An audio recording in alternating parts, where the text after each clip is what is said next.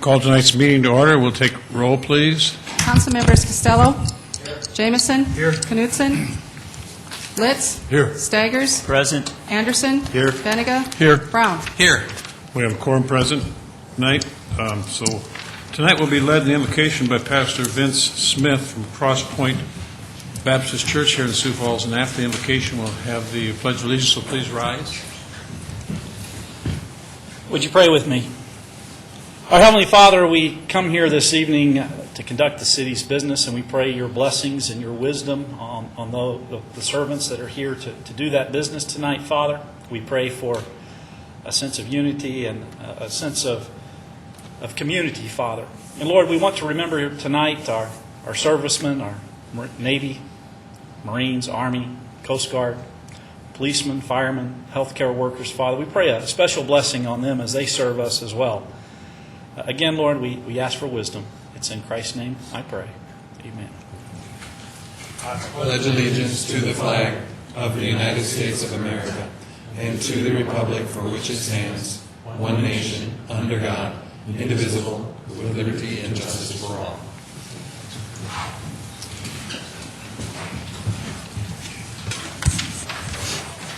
Is there a motion to approve the consent agenda? So moved, Benega. Benega moves. Is there a second? Second, Anderson. Anderson seconds. Further motions, comments on the consent agenda? Seeing none, all in favor of approving the consent agenda, vote yes. Those opposed, no. Councilmember Costello. Yes. Jameson. Yes. Litz. Yes. Staggers. Yes. Anderson. Yes. Benega. Yes. Brown. Yes. All members present voted. The consent agenda is approved, 7 yes, 1 excused. Is there a motion to approve the regular agenda? So moved, Litz. Let's move. Is there a second? Second, Brown. Brown seconds. Further motions on the regular agenda? Seeing none, all in favor, vote yes. Those opposed, no. Approving. Councilmember Costello. Yes. Jameson. Yes. Knutson. Litz. Yes. Staggers. Yes. Anderson. Yes. Benega. Yes. Brown. Yes. All members present have voted. The regular agenda has been approved, 7 yes, 1 excused. Now we're at the point where anyone wish to address the council for a period of 5 minutes. For public input, we just ask that you come up and give your name, please. Just come forward and give your name. And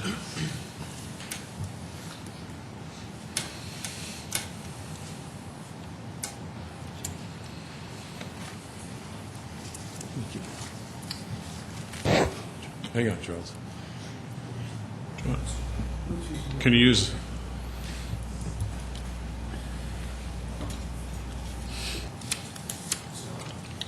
Test. Okay, my name is Charles Santee, and I wish to address the council about the snow removal ordinance, which states all sidewalks should be cleared within 48 hours after the last snowfall. Now, what I'm curious about is what part of that doesn't the city of Sioux Falls understand? For example, 12th and Kiwanis, for 3 weeks after the last snowfall, or 2 weeks after last snowfall, 3 weeks after the first snowfall, and had at least 2 complaints by myself that I know of. There was a burn around the corner there that you couldn't even see the curb, let alone try to get to it. 11th Street, between Sprague and Duluth, there was a snowbank about 3 feet high right in the middle of the block, which nobody bothered to clear. It took at least 3 complaints to the snow removal line to get out, get removed. 10th and Summit, the city-owned property there. The curb cut is atrocious. It's getting further away from the access is getting further away every time the snowplow goes by. And the Southwest Bus Transfer Center. It was 3 weeks after the snow had been removed, the last snowfall, and they still hadn't cleared the sidewalk out there, and they dumped all the snow from the parking lot onto the access into the transfer center itself. So the only way you could get in there was through the street or on a bus. And the curb cuts nobody is cleaning them out. The city keeps piling more and more stuff on them. They're getting harder and harder to get to. And while I don't have all that much problem since I've got 6 wheels on this thing, the people with crutches or walkers or canes, they got a real serious problem trying to get over those to get on the sidewalk. And what bothers me the most is most of the sidewalks are clear.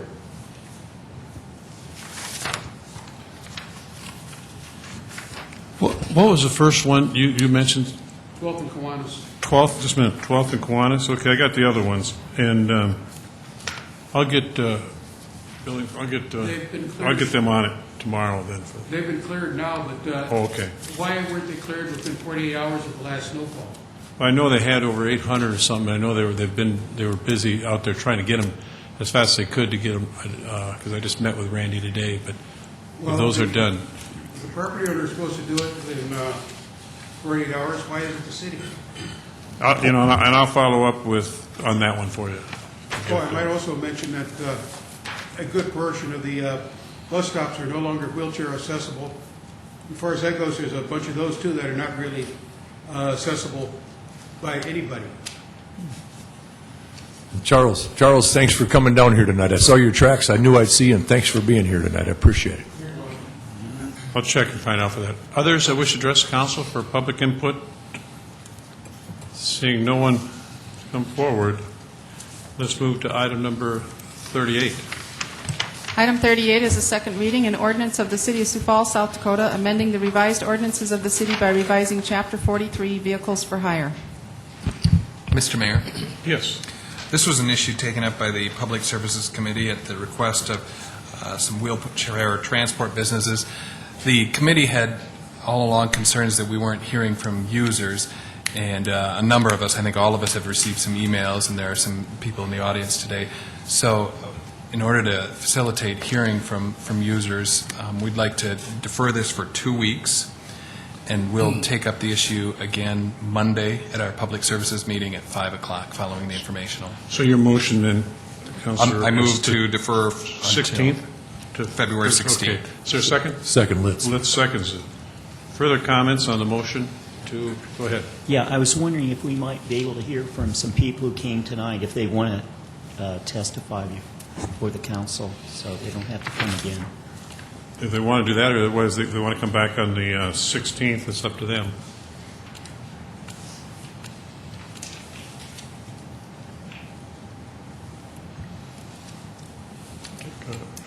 Go ahead. Got a motion before us to defer item number 38 until February 16th. Seeing no one come forward, all in favor of the motion to defer, vote yes. Those opposed, no. Council members Costello? Yes. Jamison? Yes. Litz? Yes. Staggers? Yes. Anderson? Yes. Benega? Yes. Brown? Yes. That motion prevails, 7 yes, 1 excuse, so item 38 will be deferred until February 16th. There will be a hearing next Monday. Mr. Mayor, I'm going to excuse myself from the next item. Okay, be noted that Councilor Costello will be excused from item number 39. Item 39 is a first reading, an ordinance of the City of Sioux Falls, South Dakota, amending the revised ordinances of the City of Sioux Falls, South Dakota by repealing the city's licensing of dance hall establishments. This request to repeal the dance hall ordinance has just come from cleaning up some of the older ordinances on the books. This was adopted in 1957, and after working with the police department and health department, found that there are other ordinances that they can enforce better without this on the books. So there's been a request to just have it repealed. Questions of Councilor Anderson on item 39? Let's go to 40. Item 40 is a first reading, an ordinance of the City of Sioux Falls, South Dakota, proposing a city charter amendment for the 2010 April election through the Charter Provision Article 8, Section 8.01B. Go ahead, sir. Mr. Mayor, I'm the one that brought that to the group, and I just wanted to indicate that the fact that it only takes 50 signatures for school boards or county commission candidates to be elected, and we're asking for the same playing field, if you will, for districts. Right now, it's 200 signatures, and we believe that for the districts with smaller demographics, they ought to be the 50 also, and that was our recommendation. Okay, further questions on item number 40? Let's go to 41. Item 41 is a first reading, an ordinance of the City of Sioux Falls, South Dakota, amending the revised ordinances of the City of Sioux Falls, South Dakota by revising boundaries for voting precincts as set forth in Section 14-2 of Chapter 14, Elections. Deborah Owen, City Clerk. Good evening, City Council. As you know, there's request before you to split several precincts in part to manage the voter turnout for the general election. And so it comes at a request from our county auditor who would like to make these changes of the voter records for the municipal election and then also for the primary. So if we make all of those precinct changes, there'll be less voter confusion over time is our theory. Well, I'd hope to show you a map. I can't get the dot cam to work. For Precinct 311, which has 2,102 voters voting at the Church of the Gate, we hope to manage that and split that precinct. So there will be 1,300 people voting on the precinct back in 2008, and so we're hoping to limit that and to change that voting place from a preschool. For precincts 310, there were 965 voters, and 313, there were 2,101 voters at the Memorial Middle School. Although we are able to combine those for the smaller elections, again, for the general, we felt that was too many to be at the Memorial Middle School to vote. Looking back at our numbers from November 4th of 2008. Again, to split 311 at Saratoga, voters east of Saratoga will continue to vote at Church at the Gate, and voters west of Saratoga will be at a new precinct, which will be 316, and will vote at Memorial. We'll move to split between 310 and 313 from Saratoga west to Grinnell. This is not possible in the past because Grinnell did not go through all the way from 26th to 41st Street. But now the boundary can be drawn along Grinnell from 41st to Alexandria and then west to Discovery and then north to the block of 26th Street. Results ultimately would be that almost 4,000 voters would stay at the same polling places. There would be no change for those 4,000 voters. For 915 voters north of 26 and west of Saratoga would move to Memorial, which we believe would be a positive change in terms of managing the voter congestion. 1,060 voters south of 26th and west of Grinnell, would move to Discovery, which would be closer to them than Memorial Middle School. And then Church at the Gate, which would now serve approximately 1,200 voters, which would be a reasonable size for that facility, since that precinct is not landlocked. It won't grow much. But any questions? Questions, Deborah? Go ahead. How are we going to notify voters in those districts of their changes? Thank you. Good question. When we change a polling place or a precinct, just like we do with the districting commission, pardon me, talk too fast with my braces, is we send them each voter registration. Each registered voter gets a voter registration card. However, in terms of households, if there are 4 registered voters in that household, we'll stack the labels in a way so we can save on postage. But we notify every registered voter about these changes prior to the election, which is in part why we want to do this now before our city election, so that we're not changing precincts, throughout this year as we have 4 scheduled elections for 2010. Thank you. Mm-hmm. Further questions? Thank you, Deborah. Thank you. Item 42. Item 42 is the first reading, an ordinance of the City of Sioux Falls, South Dakota, amending the revised ordinances of the city by amending Chapter 25.5, Noise Control. Good evening, Jill Franken, Assistant Health Director. Last week at Informational, we provided a review of the draft changes to this ordinance, and I'd like to just do a brief summary of that review for you tonight. As you have in a PowerPoint for you, you have that some of the information that I'll be sharing. But just to give you a little bit of overview as to why we are creating these draft changes, much of the ordinance that we're recommending be revised is to clean up language, coordinate better between the sections of the ordinance, as well as just to provide some updates that we feel are necessary to make it relevant to our current community. The basic premise of this ordinance works very well. As some of you have been involved in before, we've had perhaps issues with things like construction noise, perhaps car washes that run later at night, or garbage haulers that want to run earlier in the morning than perhaps we have in our ordinance. And that can cause some concerns throughout neighborhoods, and we've been able to work very effectively with managing some of those issues in the past. However, we've also seen then over the last few years those permit requests increase for sound permits. And in 2005, it went from 62% increase to 2009, or 177 permits in 2005 to 287 in 2009. What we've seen is increased numbers of businesses that are located closer to residential that have been wanting to apply for sound permits. Also, this language has not been updated since the late 1990s. So we compared our ordinance with other communities. We also looked at the model EPA model noise ordinance as a guide, and worked with planning. We worked with police and the attorney's office on the enforcement of this ordinance, and also met with businesses and also downtown Sioux Falls, which is a combination, as you know, of both residents and business. The summary of the changes then that I'll describe, the first one is exempting private events in public parks. As we talked about last week, many of these, actually a third of our permits that were issued in 2009 were actually for weddings that were held in parks, and they were an hour or less. Very straightforward, little issues, if any, at all, and we do not feel that these are relevant anymore for the permitting process, and so we have eliminated and removed that and put that in as an exemption. We also have eliminated the automatic 1-year no permit rule for violation, and in its place, we have put a couple of options to then hopefully improve the process if someone is having some issues managing their sound permits. And that is, the first one, if 2 or more violations or a citation are written for a particular business, that we will then require a compliance review to be conducted. Another option is if the residents want to become involved in the process, and so we've put a petition process in place or into this ordinance to allow them to perhaps petition for a performance review to be completed.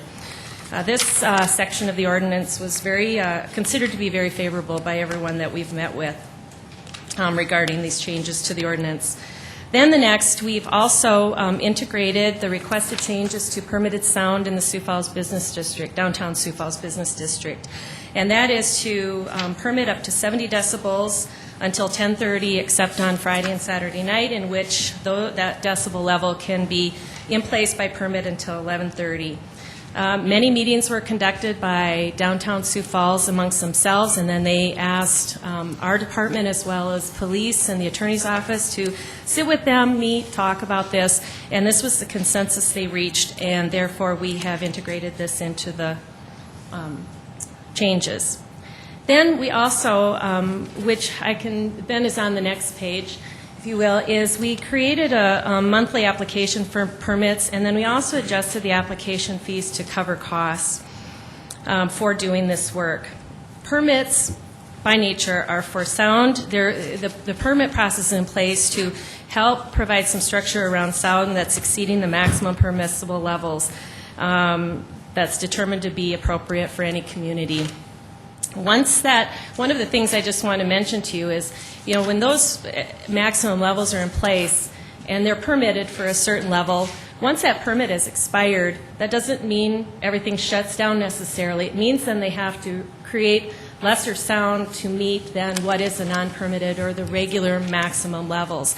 I think sometimes that is a little bit of a misunderstanding, that they just automatically have to be shut down. If they're using amplified sound, for example, at a business, and then they want to continue that sound in a much quieter fashion, perhaps have a guitar playing without it being amplified, that kind of thing. As long as they're meeting those limits, and we'd be more than happy to work with them on that, that's one option that they have at with this ordinance. It's been over 10 years since we've increased the fees, and therefore one of the things you're seeing in the permit applications and fees is an increase in a single event. It was $50 for over 10 years, and we have increased that to $60 through our analysis of our costs and how to best cover those with these various application fees. The monthly application was added in response to reduce the rework for those that perhaps come in more frequently requesting permits so that they can perhaps do that work all at once. It might mean a lengthier meeting, a little bit more work on the front end, but if they're used to doing that on a regular basis, we could sit down and have that application done for several events that they may be having. And then the third section is the special permit. And those are for what used to be considered a variance, and we talked about that last week. Those used to be very much related to construction, emergency road work, things of that nature that were going to be louder and later, but needed to be done at those times to be able to get needed work done. We're finding over the last couple of years that's really increased to be a request for folks that have businesses that want to provide outdoor entertainment. So that's, in a nutshell, some of the changes that we have had bring forward to you. One thing I want to mention is that we've received some feedback regarding the special permit and the fact that that is encompassing up to 3 consecutive days. It's been suggested that perhaps we look at providing a day rate for that and decreasing that as a splitting that out into what it would be for a single day fee, rather than having it be one larger fee for up to 3 days. So we are working on that language. Lastly, I just want to mention that from our perspective in the Health Department, this is really, and from police's perspective, this is really just the first step. We've been meeting since the summer with police and the attorney's office, and recognizing that before this even became anything that was starting to be brought forward with more regularity in terms of needing to revise this ordinance, we had been meeting because we knew that there were things that we needed to be addressing. So along with changing this ordinance, we also know that we would like to and have been working on ways to more effectively and frequently communicate with the police department as well as the attorney's office. We've also are in the process of revising our application process so that it can perhaps require more information when it's needed for some of those larger events, such things as design specifications that we'll be asking them to submit that they are agreeing to, as well as we'd like to incorporate and have plans to incorporate more education, not just from the regular permit holders, but also just the community as well in general. And then also incorporating some of that education into what we do on Channel 16, what we do on our website, and eventually, hopefully, being able to provide online application process for our permit holders. Questions? Yeah, Jill, just to clarify a little bit here, if you are a restaurant owner and you're going to have an event outside and you do not anticipate going above the decibel level, you don't have to get a permit. Is that correct? Correct. Oftentimes, we'll have folks call us, and we always encourage businesses to call us and say, here's what I'm going to do. Here's what I'm going to have. And that may result in, we say, we really think you're going to end up exceeding the decibel level. Or we may say, that sounds just fine. I don't think you're going to need to have a permit. So, correct. If they are not going to be exceeding the permit level, then they would not need one. Now, the special event, this is an event lasting no more than 3 consecutive days. A minimum 1 month prior to event is $200. What do you get for $200? I mean, what kind of work is involved in granting that permit? Well, that's a good question, and that is the application that I was referring to that we're probably going to split out and create perhaps a smaller fee for single days of work that's being done on that. So say you're doing a special event, you're going to do a really large event, and it's going to exceed what are the limits of a sound permit, but it's 1 day. Then you'd pay a lower fee than if you're going to do something that's maybe 2 days or 3 days. But what you have, and I would probably encourage Luann to come up and describe what we do to walk people through the requirements of a special permit.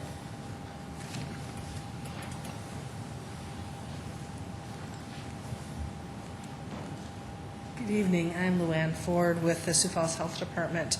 I believe that you asked about the process that would encompass, what do you get, basically, is what you asked. Am I right? For a Yeah, special permit? what kind of work is entailed in granting a permit? Sure. That's really a very good question, because there is, with a basic permit, there's quite a few of them that we issue every year.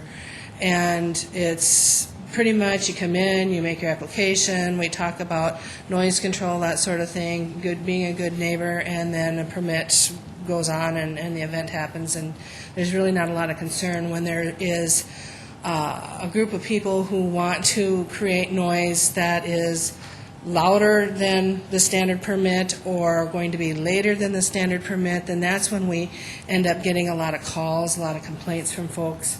And it has a greater impact on the neighborhood. And so we work with them. And the first thing that we do when we get an application that's requesting for that is make contact with, so first thing is a phone call. We make contact with the organizer, and we ask them, what your plans are, what kind of music are you planning on doing, not necessarily the type of music, but, are we talking one instrument or are we talking an entire band? Then after we find out the scope of what it is that they're planning, then we do a site visit. We go out there and we basically look at the lay of the land and help the establishment determine how best to arrange the event so that it doesn't have as much of an impact on the neighborhood. So we look at stage placement, what direction the stage is facing. We look at speaker placement. We look at where the speakers are on the ground. If they're on the ground, they don't vibrate as much as if they're up in the air. If they're higher in the air, pointing down, then you have a little bit more control over the sound than if they're up and pointing straight out. So those are all conversations that we have. We also work with the operator for community contact, and we encourage people that are going to have a large event in a neighborhood to make contact with the residents that are there, let them know that they're going to be having this event and when it's going to be, when it's going to start, when it's going to end, because usually that's what people are concerned about, is when it's going to end. And just work through any questions and arrangements for that. Then we would come back and we would draw up the permit. If we're pleased and the establishment is pleased with how the conversation has gone up till now, then we would draw up the permit. And then when it comes closer to the time of the event, we would make another phone call then to the establishment organizer and talk to them about the parameters of the permit so that they're certain of what they're allowed to do and what they're not allowed to do, exactly what it is with the permit. And then we offer to do a sound check. And so then the sound check would be a second site visit. And then that's when we go out there prior to the event, when they're doing their stage setup and their speaker setup, and we take our meter and do a sound reading and see, okay, you're right on the money, or you know what, you're a little bit loud, can you tone it down a little bit, so that they've got a feeling too as they're walking into their event just how loud is and what's acceptable for their permit. Okay. Thank you very much. Thank you. Other questions? Go ahead. On the special category again, now with businesses that are outside of the downtown area, if right now, the way the ordinance is, they can only go until 10:30 is what their permits are written. Correct. Why don't we use the model of the downtown ordinance and allow them to go to 11:30, and if there's any issues past that time, because I just see a lot of businesses have asked that question of why they are not allowed to go until 11:30 like downtown is. Downtown Sioux Falls, being a specific district, is going to be unique in that respect, as it is many other things that we do within various ordinances that we have. I have done quite a bit of looking since last Monday, again, at additional ordinance. Anywhere I can, I've been looking to try and find what I can that can help support the idea of, in an area that is residential butting up against a commercial a business establishment, a bar or a pub, to see what I can find that would support allowing it to go till 11:30 at night in those areas on a permitted basis other than perhaps a special permit. And I really can't find anything to support that. What I see most often in most of the ordinance I read in communities that we have discussed, as well as additional communities that downtown Sioux Falls has even looked at, is I see a completely different look when you're talking about residential. When they're talking about unique districts such as San Antonio, the Riverwalk, or places such as that have those specific districts, they then will carve out language that's specific to that area, but then they're very consistent with their other areas of the community in keeping that more favorable to the residential area than it is right now. And if we have the ability to get residences together and find a consensus and a happy medium like we've been able to do with downtown Sioux Falls with all the outlying businesses, then I guess that would be something that we could entertain in the future. But as of right now, this is what I have the best information to provide to you to make a decision that hopefully will be benefiting our businesses as well as our residents in Sioux Falls. Then just to add to that, I guess the other thing is that if a business does request to go 1 hour, we're charging them $140 extra from the $60 to the $200. If it was just a single vendor requesting, yes, correct? and that is what we're looking at adjusting, is that special permit fee. We'll bring that next week for you to. What Judy was trying to communicate to me today? Yes. Okay. Yes. Further questions? Thank you. We'll move to item 43. Item 43 is a first reading, an ordinance of the City of Sioux Falls, South Dakota, repealing Section 5-2.6 of said city. Good evening. I'm Brent O'Neill from the Planning Department. I'll be representing both items 43 and 44 as they are both related to changes we're proposing for the sidewalk use ordinance. Last week we had a discussion on what some of those changes were, one of those being the new ordinance would have clearer rules on alcohol sales and consumption.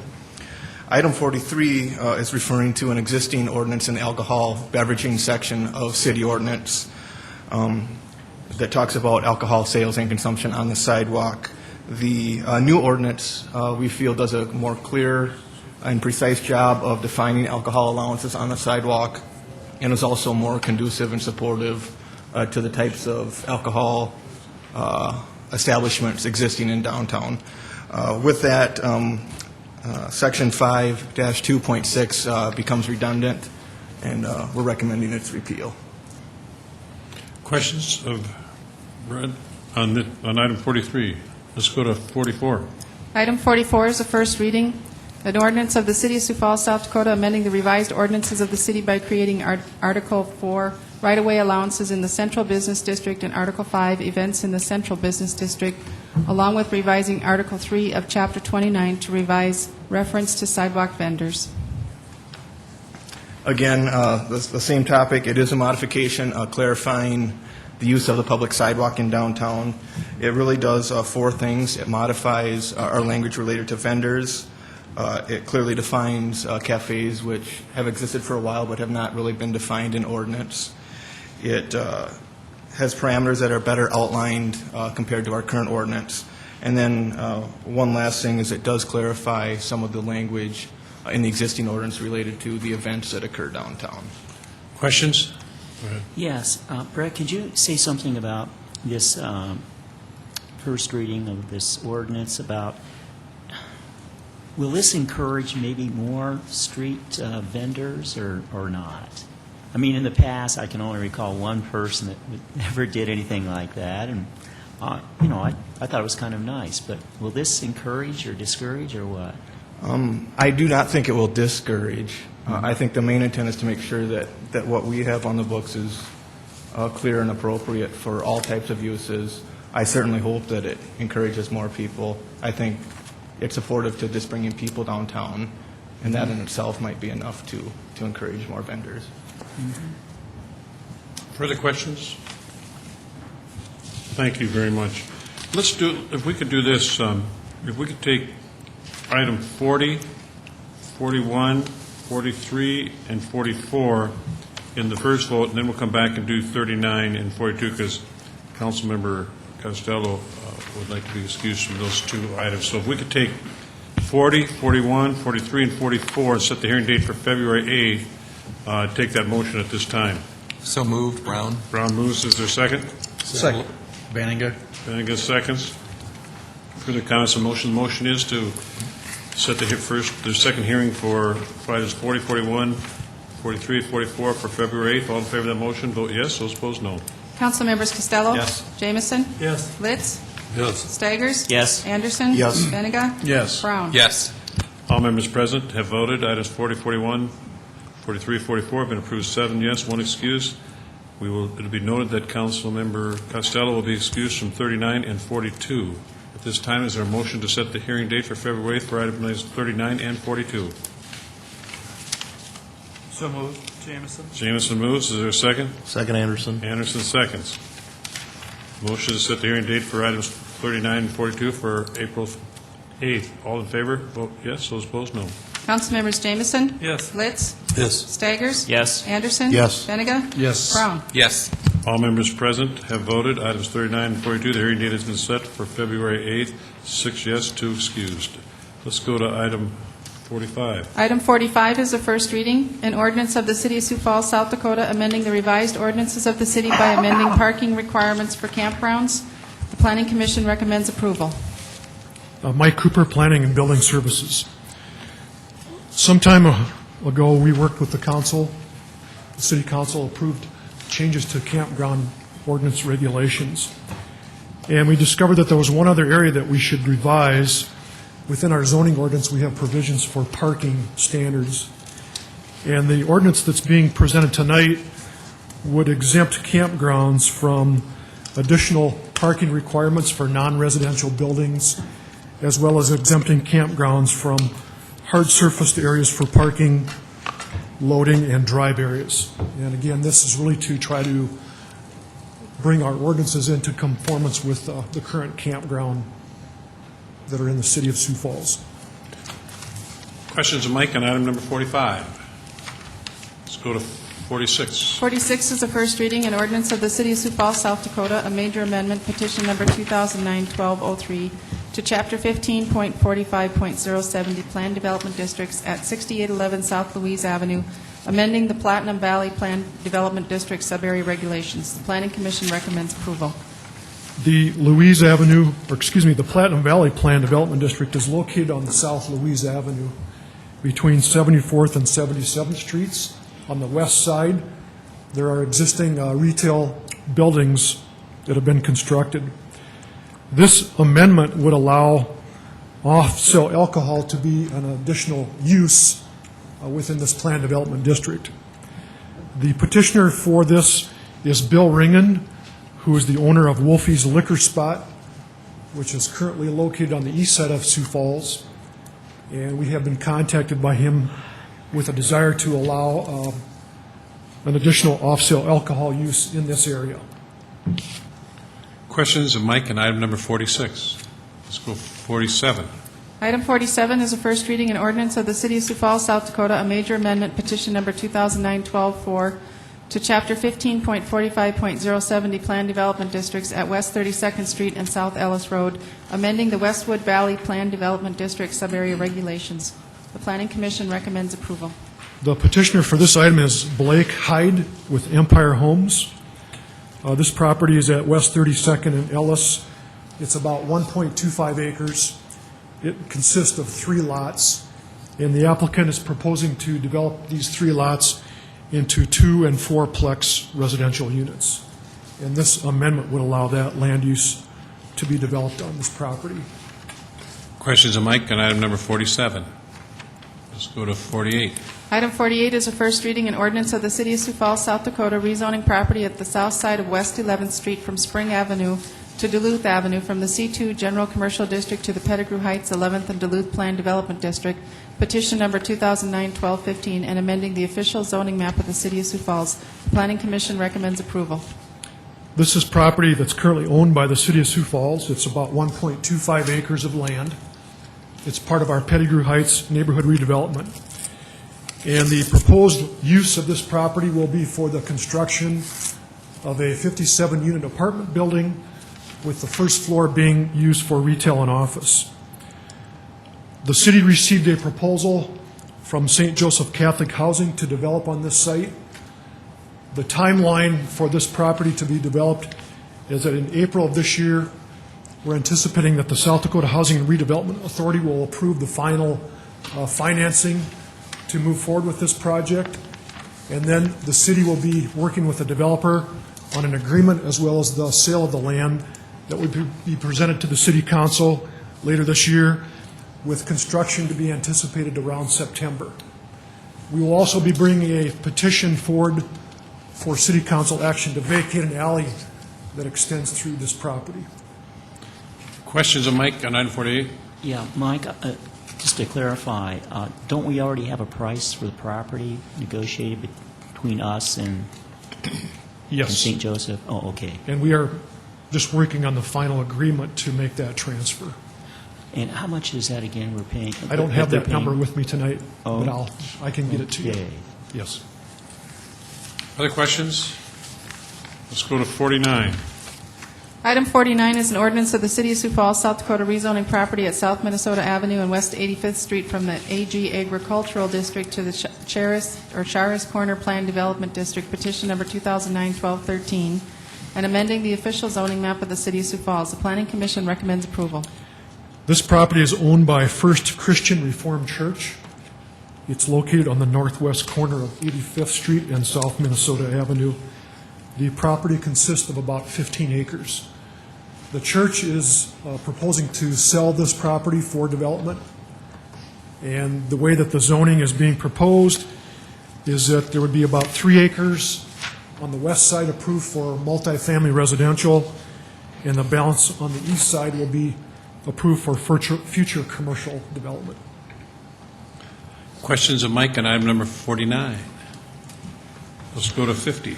Item 50 is a first reading and ordinance of the City of Sioux Falls, South Dakota, rezoning property at 1829 East 34th Street North from the RA1 Residential District to the 34th Street North Planned Development District, petition number 2009-12-9, and amending the official zoning map of the City of Sioux Falls. The Planning Commission recommends approval. This property is located on East 34th Street North, which is east of Cliff Avenue, and it's approximately 1 acre in size that includes an existing building that was constructed many years ago as a boxing club. The property owner and petitioner is Joe Taylor, and the petitioner is requesting a change in the zoning because the property is no longer being used for the boxing club. And in talking to the petitioner as well as some of the surrounding neighborhood representatives, we wanted to provide for a special type of zoning district that would allow additional uses of the property that would still be compatible with the neighborhood. And so the planned development district that is being proposed with this ordinance would allow this property to be used for residential or a church or office or a warehouse. Those are the 4 land uses that would be allowed for this building. It's approximately 6,200 square feet in size, and it does include off-street parking on the south side of the building. Questions of Mike on 50? Let's go 51. Item 51 is a first reading and ordinance of the City of Sioux Falls, South Dakota, rezoning property at South Minnesota Avenue and West 85th Street from the AG Agricultural District to the RA1 Residential District, RD Residential District, RS-2 Residential, and the Garden Village 2 Planned Development District, petition number 2009-1103, and amending the official zoning map of the City of Sioux Falls. The Planning Commission recommends approval. The petitioner for this item is Treecom Properties, and the property is, as I like to explain, the site of a landscape garden center on South Minnesota Avenue on the west side of the road. The property consists of approximately 32 acres of land area. The City Council has previously taken action to approve the annexation of this property as well as a land use amendment, and the zoning that's being proposed is in conformance with previous City Council action. The property owner is proposing to develop this property into a variety of residential and commercial as well as office uses. The zoning that's being recommended would include both single-family as well as twin home and multifamily residential. The central portion of the site, which is shown as sub-area A, would be a planned development zoning designation, allowing multifamily residential as well as office. And the northeast corner, which is shown as sub-area B, is another planned development area that would allow for commercial land uses. And this is in conformance again with the land use amendment that has been previously approved by the City Council. Question to Mike on item 51? Not. Is there a motion to set the hearing date for items 45 through 51 for February 16th? So moved, Jamison. Jamison moves. Is there a second? Second, Anderson. Anderson seconds. Further comments? Not. All in favor of setting the hearing date for items 45 through 51 for February 16th, vote yes. Those opposed, no. Councilmembers Costello? Yes. Jamison? Yes. Litz? Yes. Staggers? Yes. Anderson? Yes. Benega? Yes. Brown? Yes. All members present voted 7 yes, 1 excused. The hearing date has been set for February 16th for items 45 through 51. 52. Item 52 is a resolution of the City of Sioux Falls, South Dakota, combining the school district election with the regular city election. Deborah Owen, City Clerk. When opportunity permits, the Sioux Falls School District and the City of Sioux Falls seek to combine their resources and hold their election together. This is such an occasion. If, however, the school district does not have any candidates to file against or to run against the incumbents who are already on the Sioux Falls School District Board, then the city will hold the election on its own, and that did happen recently in 2008. Thank you. Questions of Deborah? Others that wish to address the council on item number 52? Is there a motion to approve? So move, Anderson. Anderson moves. Is there a second? Second, Benninger. Benega seconds. Further comments on the motion to approve item 52? Seeing none, all in favor of the motion will vote yes. Those opposed, vote no. Councilmembers Costello? Yes. Jamison? Yes. Litz? Yes. Staggers? Yes. Anderson? Yes. Benega? Yes. Brown? Yes. Item 52 has been approved, 7 yes, 1 excused. Is there a motion to adjourn? So moved. We have two more items. That's what I have in mind. Is there something more? We have item 53 is a report of the January 29, 2010 Notice of Transfer of Appropriations Within Major Organizational Units, Memo 1. And 54? 54 is a report of the January 29, 2010 Notice of Transfer of Appropriations Within Major Organizational Units, Memo 2. It is noted. Is there a motion to adjourn? So move, Anderson. Anderson moves. Second. Second, Benega. Okay, all in favor of the motion to adjourn, vote yes. Those opposed, no. Councilmembers Costello? Yes. Jamison? Yes. Litz? Yes. Staggers? Anderson? Yes. Benega? Yes. Brown? Yes.